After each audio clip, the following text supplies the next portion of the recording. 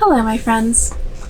The other day I was having a conversation with a family member, and we were reminiscing about what my mom may have said if she was around during this coronavirus health scare. My mom was an amazing herbalist and healer. Her knowledge was immense, but probably her most amazing gift was being able to help people take the fear out of their health challenges and face things calmly and with confidence. With COVID-19 spreading so quickly around us, the medical community is doing its best to give people symptomatic relief. And there are a few things that the herbal realm can do the same. Here, I would like to share with you today a few of my mom's favorite lung supporting herbs and ones that I have come to love as well. While there are many herbs that support the lung functions, I will share only the ones that I have used and have personal experience with. The first one is myrrh. It's an ancient herb. In biblical times, it was so valuable, it was used as currency. It has many medical properties, but the ones I'd like to speak about today are only two.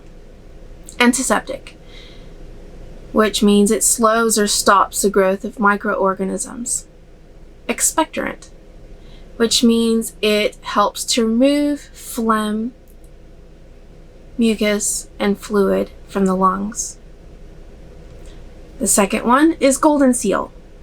Golden seal is a very bitter herb. It is one of the strongest herbs. Typically, it's only used for a couple weeks at a time. And as I was refreshing myself in these herbs, I found myself asking, why don't I use this herb more? It is so amazing. Its properties and what it can be used for are so many that the author of the book I was reading said it's one of the cure-alls. Golden seal and myrrh have often been used to team up together to they work symbiotically together to overcome many different illnesses, and are excellent for the lungs. My mom used to add frankincense to the lung blend. The books that I have with me here didn't speak about frankincense, but what I know of it is that it is a wound healer, and there's research being done with Cancer Connection. It's also very good for the lungs. We used to blend the three of those herbs together: myrrh, frankincense, and golden seal. And my hubby has asthma, and lung care is important to us. And we have used that blend many times to get us through the pollen season. Myrrh and frankincense are much cheaper than golden seal, so typically I make my own blends 1-to-1 of myrrh and frankincense and whatever I have available of golden seal, which is normally less than 1 ounce at a time. Some other herbs that are really good for the lungs and it's pretty easy to have access to is sage and thyme. Both of them are great for the lungs. Sage is also an expectorant, and thyme has been used for whooping cough. Like I said, many other properties, but kind of just a couple to focus on. The other way my mom used to use, or one of the ways my mom used to use them was in a cough syrup. Her recipe was 1 small onion, chopped, put in a glass jar, a couple cloves of garlic, sliced up and put in that jar, a handful of fresh sage, chopped up roughly, put in the jar, and some thyme. That can be just left in the bundle and put in the jar. Then cover it with raw honey and let it sit minimum of an hour, but preferably overnight. And it would become this really liquidy syrup. Smells like garlic and onion, tastes like honey. Was great. You can use that honey in tea, or just take it by a teaspoon when you're having a cough or sore throat. As long as there's no water added to it, it's shelf stable for about 2 weeks. No refrigeration needed. And this time, just want to remind y'all that, God hasn't given us a spirit of fear, but of power and love and of a sound mind. And hopefully these herbs will help us have a little bit more peace of mind that if we do catch something, our lungs can handle the pneumonia symptoms that we may have. One of the things that I heard that made the outbreak in Italy worse was the amount of fever-reducing medicine that people were taking. Our body uses fevers to activate the little army, our little internal army to help fight off viruses and bacterias. But most people don't like to get fevers, and there's a good reason for it. It can be dangerous if not handled properly. In order to have a good fever to help your body overcome, you have to be hydrated. For me, I feel that my body does best when I take 3 of these a day.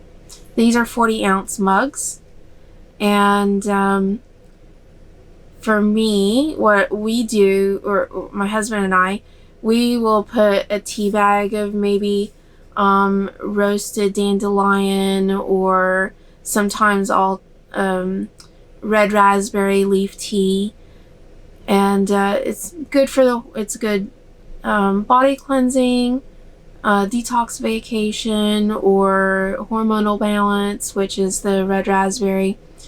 There are actually herbs that have benefits to it. We may or may not put a teaspoon of honey in here and then fill it up with water.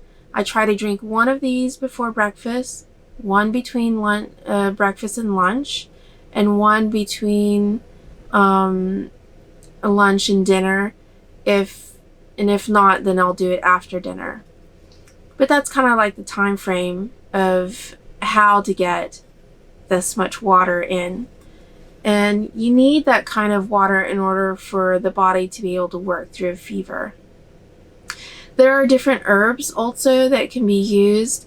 Typically, when doing things naturally, you want to take like a ginger or sage thyme tea and get really hot before going to bed and wrap up and really try to sweat it off at night. That's probably the easiest way to let a fever run its course and let the body's little fighter T cells do all the work that they need to do to kill off the virus. So just some helpful advice. Stay hydrated before you get sick, and especially during a sickness.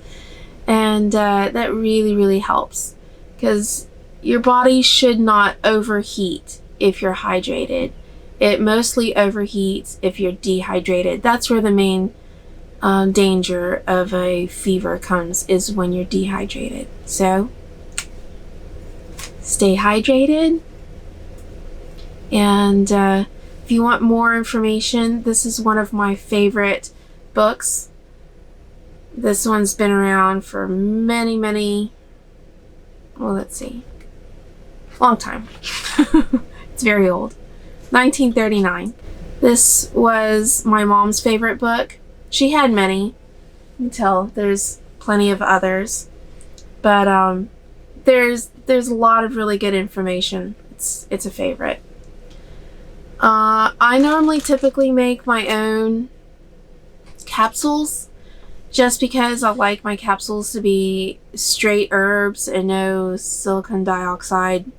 Sand is basically what that is. In most store-bought capsules, it's not just plain herbs. So you get, this is Golden Seal. This is 1 ounce. It normally sells like $25 an ounce. It's really expensive. Here's some myrrh, but if you were to make your own, myrrh powder is good. I don't remember what I was thinking about getting the chunks of myrrh. It's good. That's good for burning incense or something, but I don't do that. Let's see if I can make this into a tea or something. Here's the veggie caps. We bought a ton of them a while back because it was cheaper. And then you can either fill them individually, or we bought this so we can make our own. That's for the bottom. This is for the bottoms. This is for the top. This is a little packer that you pack them with. I like to make my own just because it's a little bit cheaper and I know exactly how old the herbs are and exactly what's in the blend. So if somebody feels like taking the time to do that, that's great. If not, that's good. That's fine too. It's just myrrh and Golden Seal. You can find blends of those together, but they're just, it's not as common as it used to be. Couple other things, if you're not wanting to make your own from scratch, or if you can't find myrrh Golden Seal blend, here's a few of my favorite. I normally take these when we're traveling or don't have access to my blends that I make from scratch. This one is Herbal Dietary Supplement. I guess that's the name of the actual... Oh no, Wish Garden is the name of the brand. Kick-Ass Biotic. Funny name. But this one has myrrh and Golden Seal and bee propolis. I used this when we went to Brazil last year, and it really prevented us from getting sick, and we were teetering on getting sick. It's a bit bitter, but it's very tolerable. I prefer this one. My hubby prefers this one, Kick-Ass Immune. It has similar ingredients, but the flavor is slightly different, and he prefers the flavor on this one, even though it also has Golden Seal, so it's also bitter. But it has, it's a glycerin alcohol combo. It's a tincture. So it's still not a horrible flavor. I think this one has, never mind. The other one that we really like is Deep Lung. P.S. This is not a sponsored video. This is just literally stuff that we use. This one is very cool. Here, about a year or so ago, hubby was working in with some dust, and he was taking it, trying to work through something instead of going and getting his inhaler. And by the time he had me go get it, he couldn't inhale. I was like about to panic and was like, oh my goodness, we need to go to the ER. He can't breathe. So before doing that, I ran, grabbed this, put a couple squirts underneath his tongue, and within a few seconds, he was able to breathe enough to take his inhaler. So it had that kind of a strong, immediate response to calm the bronchioles down enough so that he could take his inhaler, and no trip to the ER needed. So this stuff is pretty powerful. these are the stuff that we use for lung support. Hopefully these things will have helped you take a little bit more control of your own health and have some tools in your tool belt to help your body out. And if you're interested in knowing more about the things that my mom used to teach and maybe some testimonials of people that she's helped, let me know in the comments below, and I will try to do more of those type of videos. And if you happen to know my mom and would like to share an experience, do let me know. Alright, may you have a blessed and wonderful day. Thanks.